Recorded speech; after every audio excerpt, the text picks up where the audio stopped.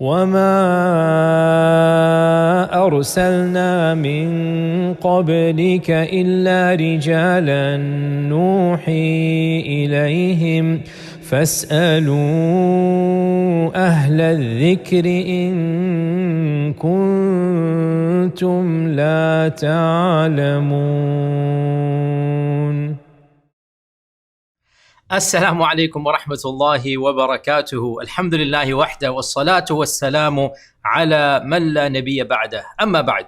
MashaAllah, it's been a bit of a hiatus, a bit of a break. My apologies for that. But inshallah ta'ala, we're getting back in the swing of things and we will be resuming our regular episodes and series. And today we have our regular Ask YQ. And once again, remember, feel free to email me your questions, askyq@epicmasjid.org. Once again, askyq, one word, no spaces, no dots, @epicmasjid, one word, .org. And inshallah ta'ala, from the questions that come, I choose the ones that I think are the most pertinent for the larger audience. Please do realize I cannot respond to individual emails. So, in the last 2 weeks, I have been inundated with dozens of emails with one particular focus or theme. And so I will, inshallah ta'ala, answer that question today. I'm going to take one particular question, but it is responding to a much broader issue. And that is regarding a recent political event, which we're not going to comment on the politics, but it has certain Islamic issues to discuss as well regarding the enforcement of the hijab in a particular country, and apparently it caused the death of somebody and whatnot. Now, in this Q&A, we're not interested in specific political countries, so we're not going to mention any name, neither am I a political commentator. But let me give you one question that I got from Sister Maha, a high school student in Toronto, who writes that, again, out of her long email, that is it true that our religion forces the women to wear the hijab? Can an Islamic government have this right? Shouldn't worship be done freely? And then she goes on and she says, since I wear hijab in my school, all of my friends and teachers are asking me about, and then she mentions what happened specifically in that country, and I don't know what to say, so can you share your thoughts, and what do I say to my colleagues and my teachers in this regard? And so I'm going to use Sister Maha's question, even though it was much broader than this. And even though our Sister Maha is in high school, I will treat you, Sister Maha, as an adult, and I will answer your question in a way that, inshallah ta'ala, it's a little bit detailed, it is multifaceted, but I feel that in order to do justice, I need to mention a number of points. So, in response to this question, basically, can or should morality be enforced in an Islamic land, or what does the political Islamic structure look like? Let me take a step back and respond to this question in 9 specific points. 9 points, each one of which is worthy of a much longer lecture, but the point is to summarize, and then I want you to do your own research in all of these 9 points. Point number 1. While I do understand why this question is in everybody's mind, in the news, and people are emailing me, I want to remind myself and all of you, all of the listeners, that in the end of the day, we should be careful to get involved in issues and matters that are beyond our responsibility. All too often, we become passionate and spend a lot of time talking about some hypothetical, theoretical issue for us in particular. What should happen over there? How should Islamic lands, or what should, or how about this, or hypothetical that? And in the end of the day, what we are responsible for is what we ourselves can do. Therefore, I am not responsible for something happening 5,000 miles away. And to discuss in heated anger what should or should not happen is of hardly any tangible value. In the end of the day, let us prioritize that which is pragmatic and practical. Let us prioritize our own lives and lifestyles, and let us ask ourselves, how should I be a better person, a better worshipper of Allah subhanahu wa ta'ala, a better believer, a better human being in today's world? And let us ask ourselves, what does Allah want me to do? What is the best way for me to live my life? And once we know the answer to that question, let us try our best to live up to those ideals. In case we fall short, we ask Allah's forgiveness and make up our shortcomings via other good deeds. And I say this because all too often, we concentrate too much and overemphasize discussions that are not of benefit to us. And Allah Azza wa Jal says and reminds us in the Quran, Ya ayyuhalladhina amanu alaykum anfusakum. O you who believe, you are responsible for yourselves. I command you to take care of yourselves. La yadurrukum man dhalla idha ihtadaytum. If another person goes astray, that person's going astray is not going to cause you harm as long as you are consistent and good and rightly guided in your own lives. So, let every person take care of himself or herself, and let us prioritize bettering ourselves. What is most important, what I am responsible for in the eyes of Allah is myself. Not what a regime does, not what we go back and forth with conversations. And I say this because, okay, I understand you need to have a conversation with your colleagues and friends or teachers.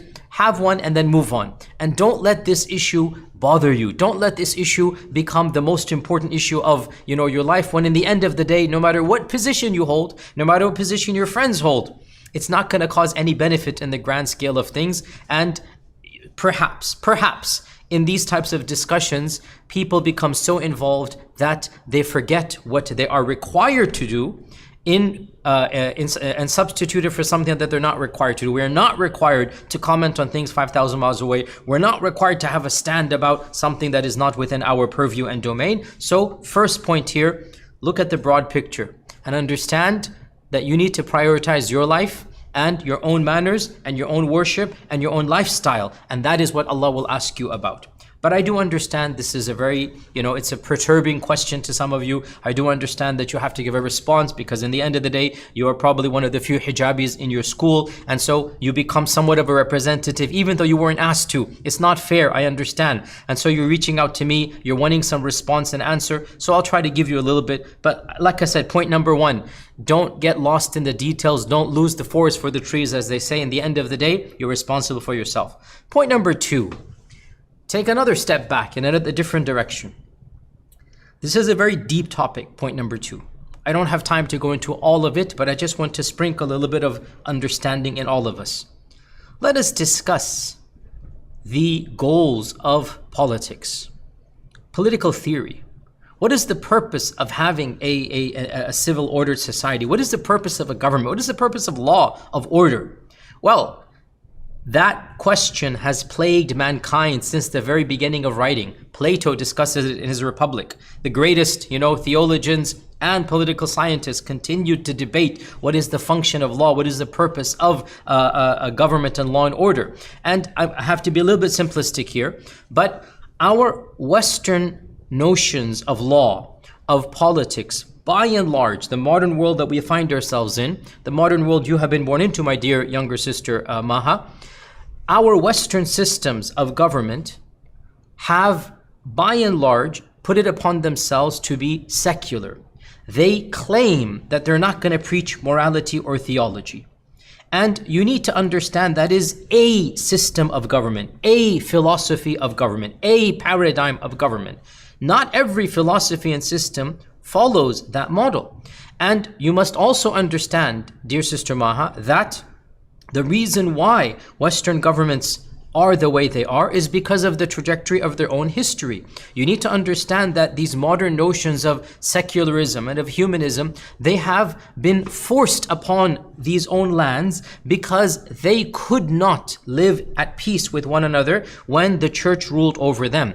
The Middle Ages, what they call the Middle Ages and the Dark Ages, resulted in mayhem and chaos. There was extreme persecution. There were religious civil wars. There was strife. There was stifling of science. A myriad and host of problems. Because of this, the West was forced to discard morality and theology and develop a system of laws that claimed to be secular in nature, and that ideally, according to their philosophy, the law should not at all take sides on a religious issue or on a moral issue. Now, again, whether that should be done or not, I'm being just factual here. That is how Western law views itself. You need to understand the Islamic system is not coming from this paradigm. The Islamic system of governance is coming from a very different paradigm. It is meant to nurture the soul. It is meant to protect one's spirituality. It is meant to make you a better, morally upright person, and also to protect you physically as well. Hence, Islamic political theory is radically different and historically has a very different trajectory to the Western notions of political theory. And I'll have to be a little bit simplistic, but one can say that by and large in Muslim lands, the notion of law being divorced from spirituality, from morality, from ethics was simply inconceivable, and it also did not have any of the negative repercussions that Western lands palpably saw, demonstrably saw. In other words, for a millennia, for over 1,000 years, it is true to say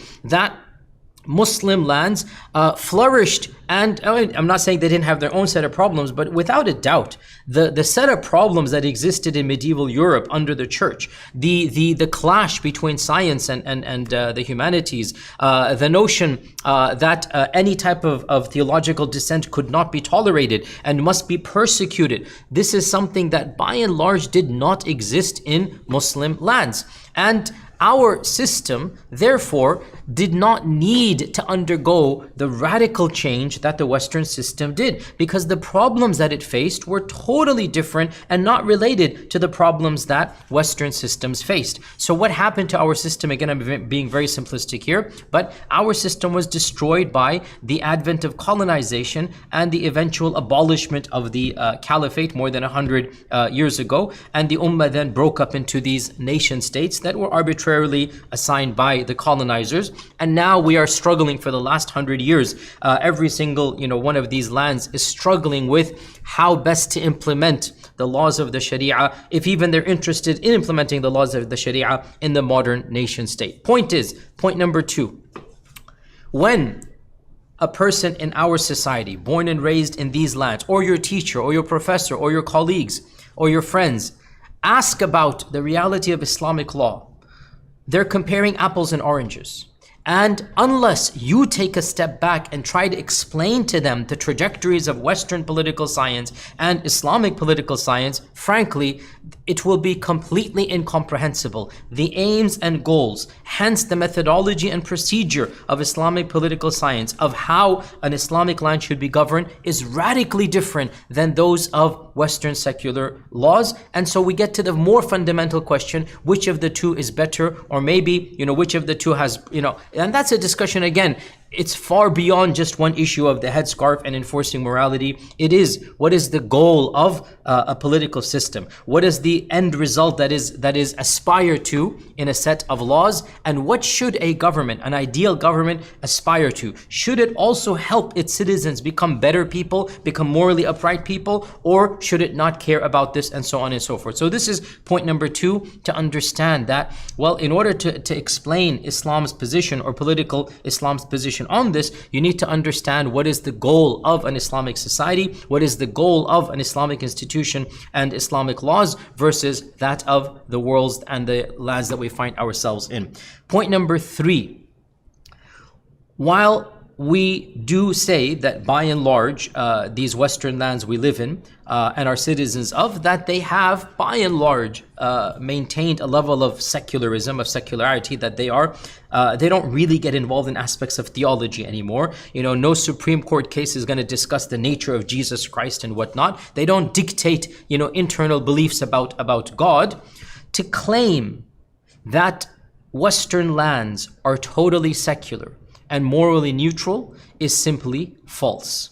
In other words, government by its nature cannot be neutral in all aspects. Even in Western lands that claim to be free and that claim to be morally neutral and that claim to not support one, theological belief over another. Perhaps when it comes to abstract theology of God and the angels, that might be true. But when it comes to theology that impacts us in this world, when it comes to morality that we live our lives based upon, well then, by and large, these governments do need to take a stand, and they cannot live up to this illusion of complete neutrality. Now, again, much can be said here. But let me give you some examples of this. I mean, recently we went over are coming out of the COVID crisis, alhamdulillah, thumma alhamdulillah. Now again, I'm not going to say what's right or wrong in this regard about the government policies of what they did and the vaccines that they did. I'm not talking about, the pros and cons of this. I'm simply pointing out that the government decided that, at least most Western governments decided that their peoples must be vaccinated. And I myself got vaccinated. We all got vaccinated. I'm not talking about whether it's pro or con or positive or negative. The government then decided that those people who are preaching against the vaccine and saying that the vaccines are harmful and dangerous, they should be stopped and banned. And so the government, at least in many Western countries, including America, actually stopped and banned people's speech from telling others to not take the vaccine, or from saying that the vaccine is harmful or whatnot. YouTube videos were taken out and people were banned, and in some countries even fines, and in one or two cases people were jailed for simply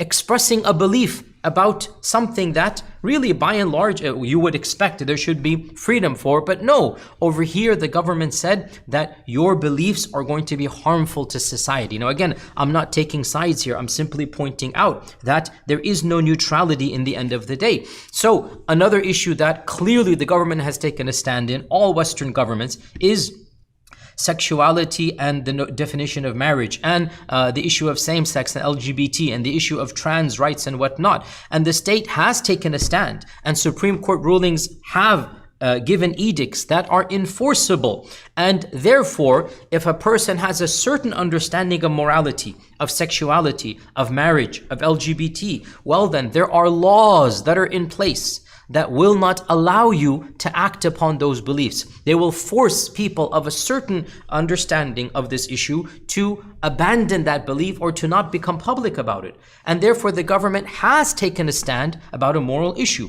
The same can be said of abortion. Once again, there are religious beliefs, ethical beliefs here. Is abortion murder? Is abortion legal? Is abortion a manifestation of a woman's right to preserve herself? Or is abortion hurting an innocent baby? Well, again, this is a very deep ethical, philosophical, spiritual question. It does have a lot to do with theology, because people who believe in God, they're going to ask, when does this entity, when does this a fetus become a human being? That's a theological question, an ethical question, a moral question. Guess what? The government has gotten involved, and the government has decided, and the government has enforced, and it has criminalized. And as a result, one finds protests in these lands against the government's version of morality. Hence, when you see those lands far away and you see the protests against their governments, and then you think, oh, that's only in those backward, I'm talking about, people outside of our faith. They say it's only those backward lands. Well, guess what? The same concept and the same notions and the same battle is taking place here in our lands, except the causes are different. Instead of wearing the hijab, it's over morality, or it's over sexuality, or it's over abortion. So this struggle between what the government thinks is best and what the people think is morally best, it is not unique to the Muslim world. It is not unique to one land or one regime. It is universal. And in every land, in every society, in every civilization, you're going to find the same types of struggles taking place. And those who believe in a higher power, and those who believe in ethics and morality coming from the Creator, well then, collectively, they should all have a recourse to what should be done. And those who don't believe this, well then, they're going to have to battle it amongst themselves, as we see taking place around the globe. So, point number 3, what I'm trying to say is, we need to rid ourselves of the notion that Western lands truly are secular. And there are plenty of modern thinkers who are talking about this. Talal Asad is a very good name you can read. Wa'il Halaq is another one you can read. Sabah Mahmoud. These are all people that are showing that a modern nation state that claims to be secular cannot possibly be fully secular. In the end of the day, they have their own equivalence of religion, and they are enforcing their own code of morality. It's just that they don't call it religion, and they don't say in the name of God, and they don't, but in reality, there is still that struggle across the globe. So we need to understand it's nothing unique in some Middle Eastern country far, far away. This is universal. That is point number 3. Point number 4, building off of this last point, and that is that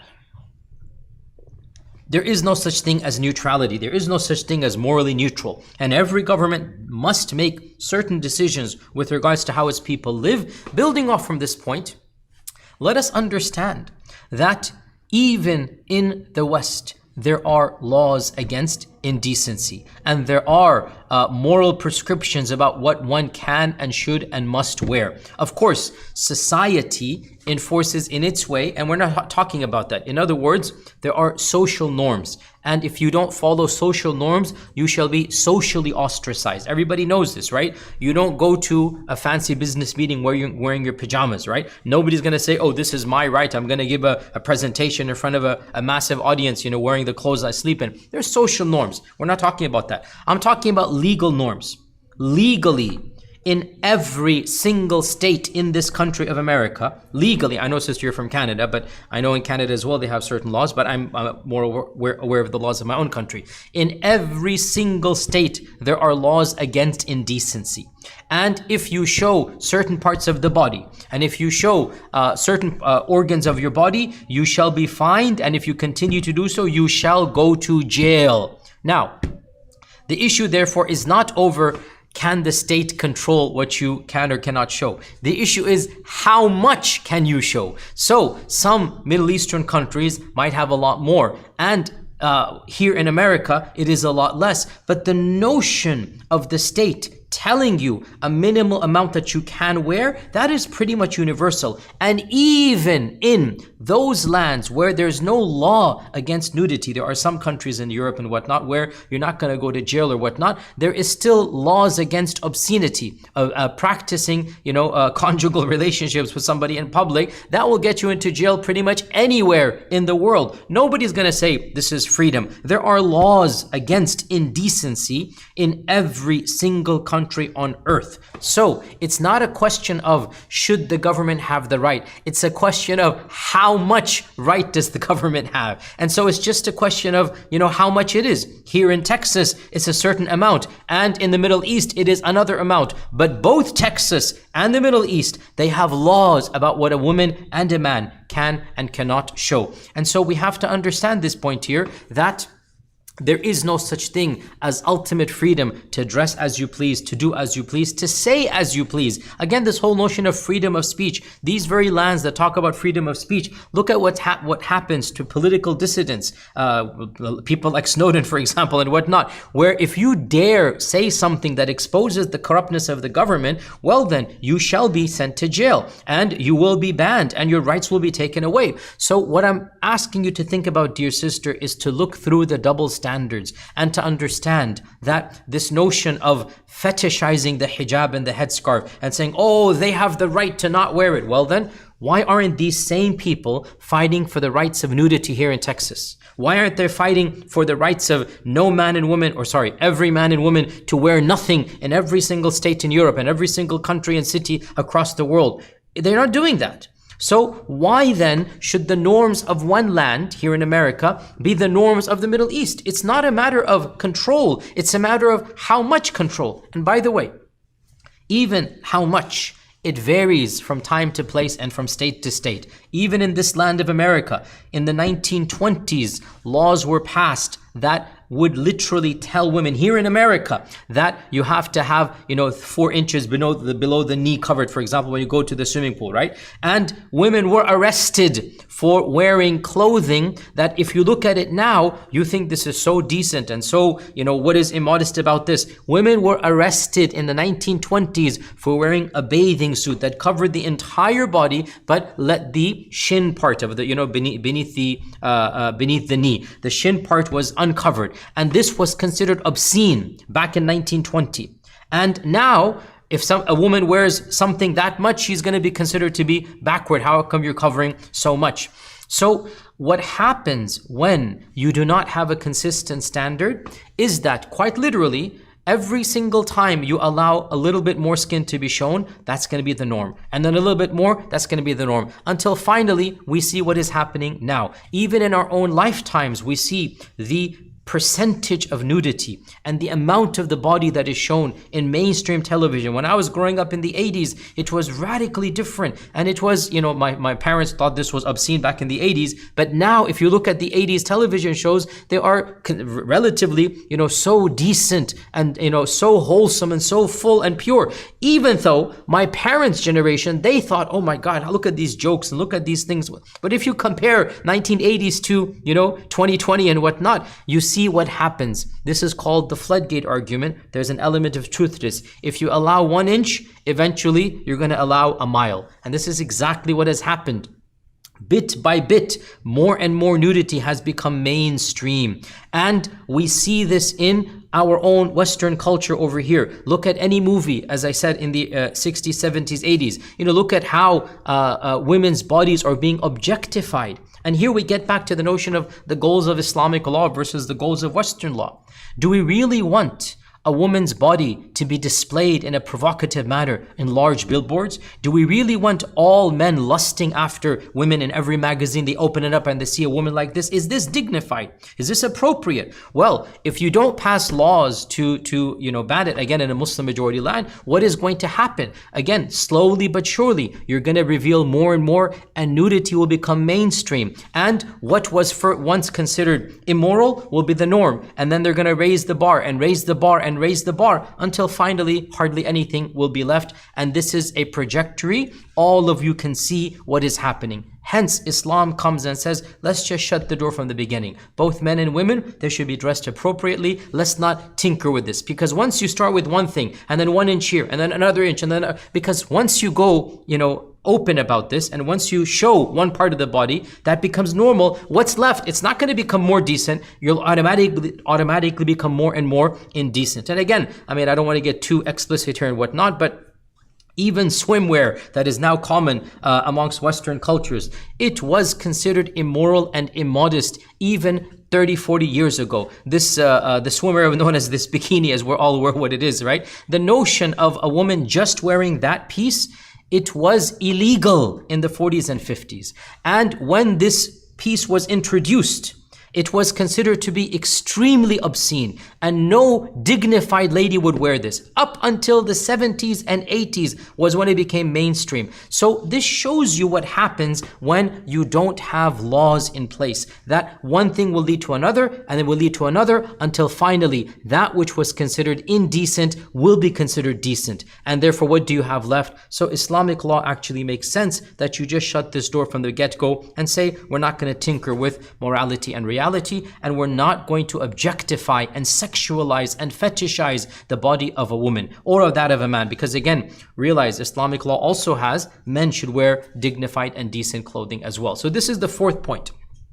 And that is the realization that there is no such thing as complete freedom to dress as you please in any land in the world, to do as you please. There is no such thing. It's just a level of how much the governments prescribe and prohibit. The fifth point then, you asked me, dear sister, that, what then should a Muslim society look like, and should we enforce these types of moralities on people in Muslim lands? And to respond to this, I say that ideally speaking, given the fact that Islamic law does aim to protect decency and chastity, that it would make sense that in an Islamic land where the majority of people are Muslims and the majority of people want to live righteous and pious lives, that we would have laws that, for example, will not give them access to drugs. They can't just walk into a store and buy alcohol. They can't just have access to pornography. And yes, indeed, there will also be laws about dress code. So ideally, yes, indeed, this is what an Islamic land would look like. However, under no interpretation of Islamic law would a person who, uncovers their hair, be allowed to be manhandled or beaten up, much less tortured or executed. And so we have to differentiate between what is ideally there versus, what is going to happen if somebody doesn't do that in, again, an ideal land. How ineffective Islamic political system would handle such an infraction is something that can be discussed. But there is no question that the Sharia does not allow for manhandling, for beating, for violence. The Sharia does not allow for astaghfirullah execution or persecution in this manner, that the person is going to be killed because of an infraction such as this. So we have to be very clear in this regard that yes, ideally, in a land where people want to live according to the Sharia, there will be such laws in place, but the punishment is not going to be anything harsh or severe. It might be a fine, might be something of this nature, which is, by the way, as we said, even in this country, if you show what you're not supposed to show, you will be given a citation. The police will come, the police will force you to dress up, and the police will give you a fine. This happens in this land as well. This leads me to my sixth point. And I speak here now to a Muslim audience, especially those who wish to abide by the Sharia. We have to separate the ideal from the real. We have to separate the utopia from the lived, from the pragmatic reality, as I keep on saying. And the vast majority of lands in which Muslims live and Muslim governments are in charge, again, listen to me carefully, and I'm not saying this is right, I'm simply pointing this out.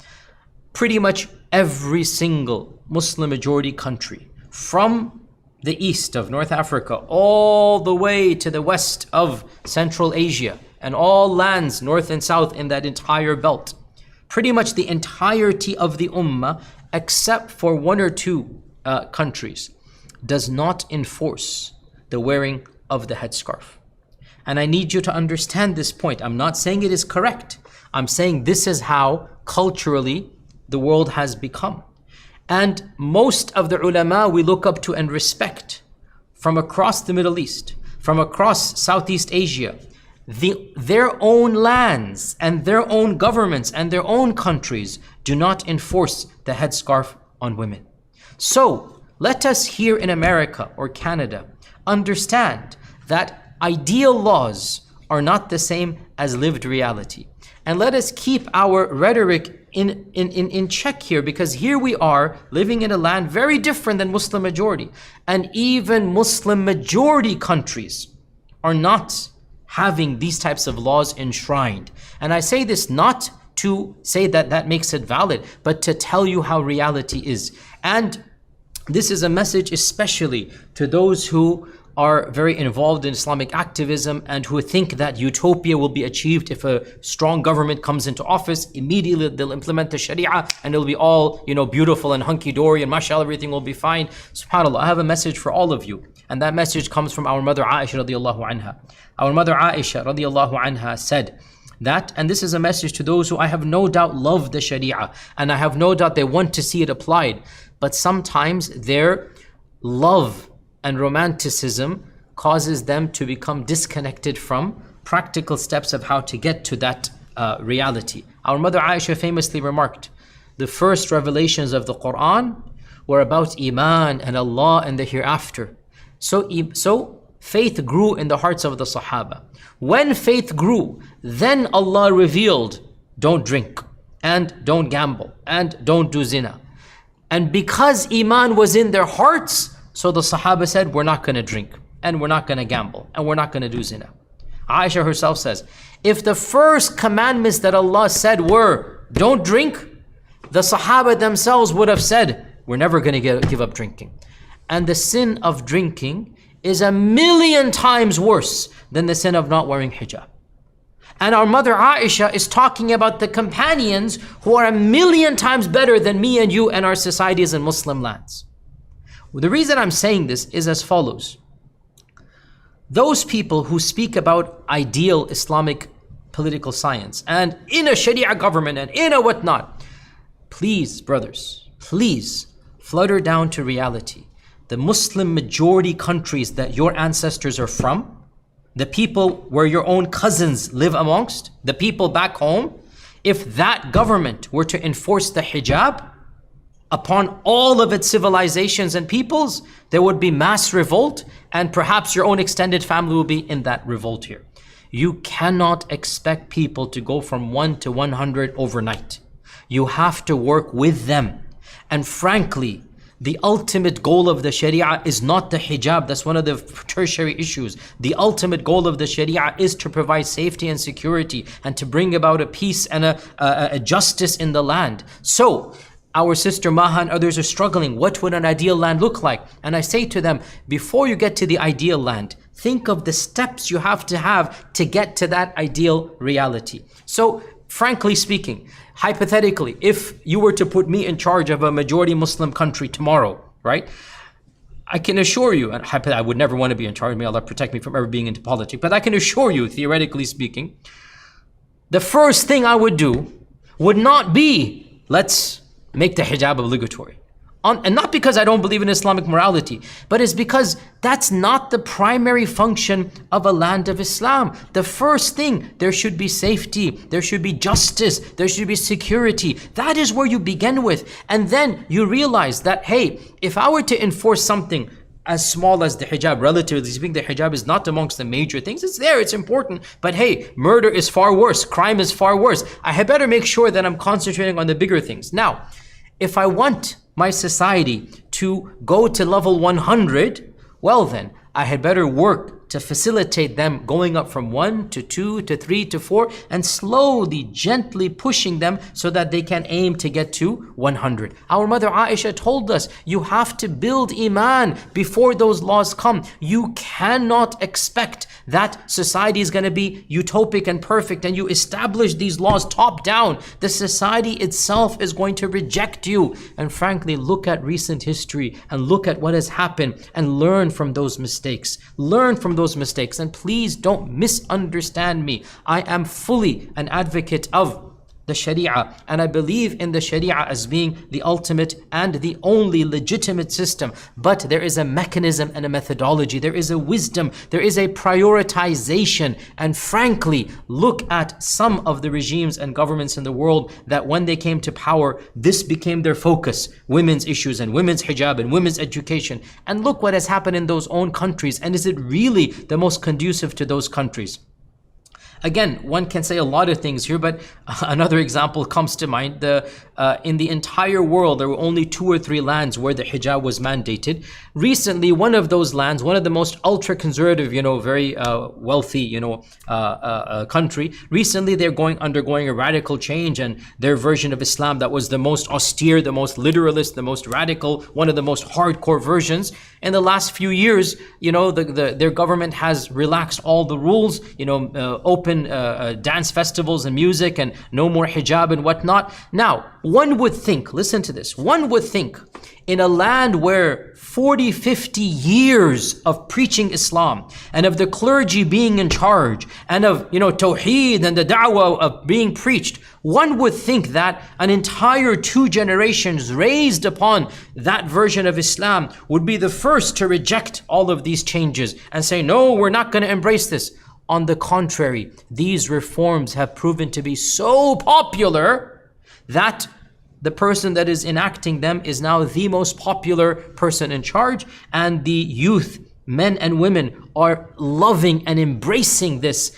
And where has all of that tawheed and all of that talk and all of that tarbiyah gone? Out the window. So this clearly shows that mistakes are being made. So here, this point is to the activists, to the preachers, to the idealists and utopists who really have this romanticized vision of Islam. Please learn from history, learn basic human psychology. You cannot go from 1 to 100, and you cannot force people to be religious in this manner. And if you try to do so without providing them what they need, well then, you're going to expect some of this backlash that we see over here. And therefore, this point number 6 here is that even if ideally the Sharia would want this to be there, realistically, how does one go about doing that is a separate issue altogether. And were I to be put in charge of a Muslim land tomorrow, and again I seek refuge in that, but if I were to be, I would convene a group of ulama and a group of, activists and whatnot, and we will prioritize. This is where we begin, and then this, and then this, and eventually somewhere on the list would be public morality. But it would most definitely not be number 1 or 2. It would most definitely not be something that immediately we enact, because the people are not ready and willing, and you're going to cause people, listen to me carefully, we see this in those countries, by by enforcing something that is relatively small in the grand scale of things, you are going to cause people to hate that which is relatively bigger. In other words, you will make people, a'udhu billah, we seek Allah's refuge, maybe even hate aspects of this religion because you are not going about it in a wise manner. So what is wiser here? To cause people to hate the religion because of something relatively small, or to work with them and to facilitate an environment and an ambience where slowly but surely, we bring about, moderate preachers, we bring about an ambience of religiosity that is genuinely admirable. We talk about akhlaq, we talk about love of Allah and His Messenger. We bring about an internal spiritual flourishing. Before we get to these finer details, this is what I would say if I were in charge of a land. But again, thank God I'm not in charge. But my point here is to especially the activists and the utopics, dreamers and visionaries out there, is that your versions of political Islam, no matter how nice they sound, to enforce those versions would actually cause so much backlash that frankly, it would probably be better for you to not enforce than to enforce it overnight. You do it gradually and you bring the people with you. This is my 6th point. My 7th point out of 9, so we're inshallah coming to an end. My 7th point, and again, all of these are different points that we can discuss more. Our sister asks about what is in the media and all of these pictures that are being shown of the freedom of women to wear as they please and whatnot. Well, we have to point out here the hypocrisy of those lands who claim to fetishize a woman's choice of clothing when they themselves do not allow a woman to dress as they choose.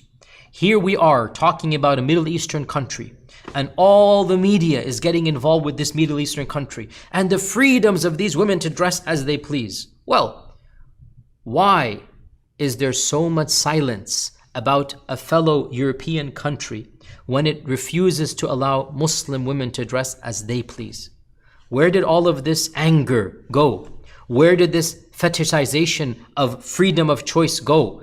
In France, it is not allowed for a woman to cover her body on the beach. She cannot wear full dressing garment. By the way, the same garment, ironically, that was legislated 100 years ago in France is now banned in France. 100 years ago, you had to cover the entire body to be at the beach and the swimming pool. That was the law. Well, these days, you're allowed to be totally naked over there. But a Muslimah goes and wears her clothes, she will be fined and eventually she will go to jail. So, all of you who are talking about freedom of choice, why are you not irritated with Belgium when it bans the niqab?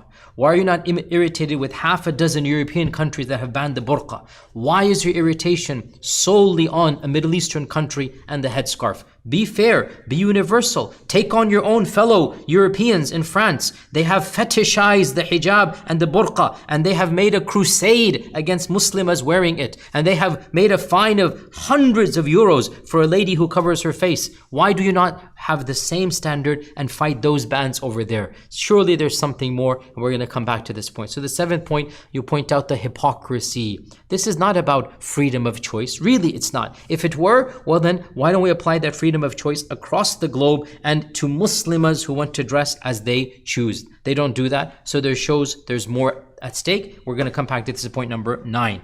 Point number 8. Point number 8. These protests that we see about the hijab, we should be a little bit more political savvy. The fact of the matter is that in all likelihood, actually we know for a fact, what is being protested in that region is not the hijab. It is the policies of a government. The irony of ironies, many of those people protesting against the hijab would actually wear the hijab on their own if they wanted to. It's not about the hijab. It's about protesting against a tyrannical regime. And the hijab has become a symbol of the protest. True, I admit, no doubt, I have no doubt there are some people that are so against the hijab that they do not want to wear it at all. That's okay, that's something they have to answer to Allah. I'm not responsible for that. But we have to be a little bit more political savvy. What is going on in that region, dear sister Maha, what is going on is not about Islam. It's not about the hijab. It's about what they perceive to be an unjust system of government. And what has happened with this lady and apparently the torture or the killing or whatnot, it has sparked a revolution not because of the headscarf, but because of the tyranny of that government. So understand, there's a lot more politics about these protests than there is religion. Understand, there's a lot more about the freedom to live from many other issues, whether it's taxation, whether it's stifling of other things, whether it's disagreeing with the government. It's not about the religiosity. It's not about the commandments of Allah and modesty. It is about the tyranny of a particular government. And so do understand, dear sister, that these aren't all of them, Muslim ladies fighting against the hijab. On the contrary, many amongst them, dare I say, the default is that these are citizens who are tired of a regime. They're tired of a government. And therefore, that is up to them. Perhaps they shouldn't have chosen this symbol. But again, I'm not one of their nation or whatnot. And I'm not a part of that country. So I don't have really the right to say, whatnot. That's between them. Who should their government be, what their policies be. But do understand, us as outsiders, we should not be so naive as to think that it is just about the hijab. On the contrary, it is more about politics and it is more about the government than it is about hijab. And the final point, we're going to come to the 9th point, and that is perhaps to me the most important one after all of these theoretical and partially theoretical issues. The 9th point, after all has been said and done, we need to point out the fact that Western media and our superpower countries pick and choose their battles in order to suit their own interests. And we need to be politically savvy enough to not jump onto their bandwagon. In other words, do not believe for a second that our governments, and I speak as somebody who's a citizen of this land, I am happy to be an American citizen, but that doesn't mean I agree with all of American policy. I'm thankful for the good, but as a part of who I am as a Muslim and as an American, I will preach and speak against the bad. Do understand that our governments claim to champion human rights and freedom, but as every political analyst knows, this is a mere claim that has no actual truth to it. Our governments pick and choose the battles that suit their pockets and their policies and their interests. And so this whole debacle about the hijab in this country has become a useful tool because they do not like the regime of that country. Now, I'm not saying I like the regime either, but again, I refuse to be a pawn in a vicious, cynical battle taking place way beyond me. A socio-political, a geopolitical battle taking place between various powers. And they have chosen this battle. They have chosen this token of the hijab and the protest taking place. They have chosen it because it fits their narrative. Not because they have a genuine interest in the freedom of women. Not because they genuinely care about the people living in that region. Whatever your position might be about the hijab, whatever your position might be about that government, do understand there's a reason why this government and this media is showcasing that entire debacle and is mainstreaming it and is spinning its own narrative. Sometimes a cause might be partially legit, but those who support it have illegitimate goals. They jump onto the cause not because of the cause in and of itself, but because they have a far more perverted or an evil cause. And this partial cause fits the agenda that they have. And this is exactly what is happening with this particular country and this entire incident about the hijab. These countries, our countries, fact of the matter is they do not care about human beings, forget women, human beings in that region. These countries, our countries, have invaded and bombed and starved millions of Muslims of that region. Look at what is happening in Afghanistan and what has happened in Afghanistan. Do you think they care about the hijab when they've literally killed millions of Muslims, made orphans, millions of children, made widows, millions of women? Of what use is it to say to a lady, you have the right to wear hijab when she has been bombed, when her husband has been killed, when she has no house to live in, when civil society has gone completely to disorder, when there's civil war as a direct result of our bombings and our false invasions. So spare me this rhetoric that our countries are genuinely interested in the human beings of that country. No, there is no genuine interest. These governments, our governments, are only interested in economic prosperity of their own corporations. And whatever fits that agenda, and whatever suits, that narrative, they will latch on to it. The fact of the matter is that there is no genuine interest in the freedom of women to dress as they please over there. No, they are linking this battle to the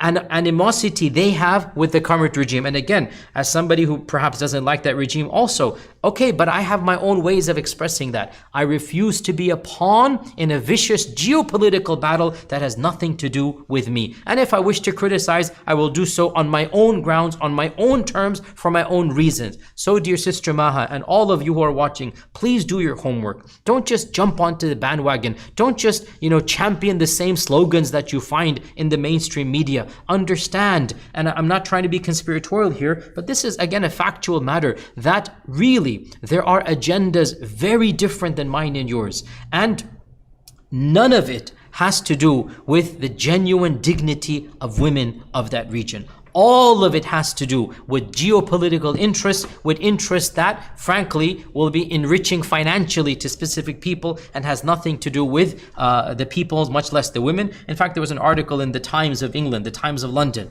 one of the most mainstream articles, one of the most mainstream newspapers of the world, mainstream meaning establishment, pro-establishment. The article, I read it yesterday, it literally had a title something like, the battle for the freedom of hijab of this country is a battle against the regime of that country. So the article is very clear. It's telling you point blank, they're not interested in women. They're not interested in freedom. They're using this as a token to get against the regime. Now again, you might have your problems with the regime. Fine, great, fine by me. I'm not defending the regime, but I'm saying, do you really want to jump on the bandwagon of a country that has invaded 3 other countries, that has been the direct cause of the death of over 1 million people in Iraq and Afghanistan, that has destabilized the entire Middle East, that has supported dictators for the last 50 years, that has given weapons of mass destruction to dictators to kill their own people, including women. So please, spare me the notion that you care about women when you're willing to sell weapons of mass destruction to brutal dictators that have gassed their own people, that have tortured their own people. Those techniques of torturing and gassing and whatnot, frankly, our countries have a lot to do with them. So please, brothers and sisters, do your research, do your homework, and understand what is happening here is a vicious chess game. You're seeing only one move. There's actually a lot more moves behind the scenes. Do your homework and understand there's a whole multifaceted layer at stake here. And so, to summarize all that I have said here, the narrative is not that simplistic that, oh, we're fighting for the women's right to dress as they please. No, it's far more nuanced. And the fact of the matter is that the goals of Islamic law are different than that of Western political lands, and also that the Sharia would never ever advocate a level of violence, even if this is not done, and also that even in the real world, how would one go about doing this is subject of discussion, and it doesn't mean that it has to be enforced immediately. All of these are aspects of discussion. We also flip the side around and talk about the hypocrisy of the lands we live in, that in fact, in the end of the day, they also have their versions of morality. They also have their versions of preaching and enforcing their morality on others. They also have indecency laws, and one has to ask, is it really beneficial to objectify women? Is it really useful to sexualize and fetishize the bodies of women? Is it not more decent and dignified to maybe enact laws against this? And again, by the way, there's a lot going on these days. I don't want to get too explicit here, but again, about pornography and whatnot, is it something healthy or not? Even Western lands are discussing this, right? So it's nothing new, and these are topics that really are worthy of discussion. So we need to move beyond the simplistic narrative that this is about freedom and whatnot. And in the end of the day, As I said in point number 1, what we are mainly responsible for is ourselves and not something happening 5,000 miles away. So I ask Allah subhanahu wa ta'ala to guide myself and you to that which is the most beneficial. I ask Allah subhanahu wa ta'ala to grant us wisdom to see through these difficult topics and to understand that they are not as simplistic. And we seek Allah's refuge from ever being a pawn and ever being utilized in a tool, as a tool in something that has nothing to do with our religion, frankly is used against our religion. May Allah guide us all to that which He loves. Until next time, Jazakumullah khair. Wassalamu alaikum wa rahmatullahi wa barakatuh.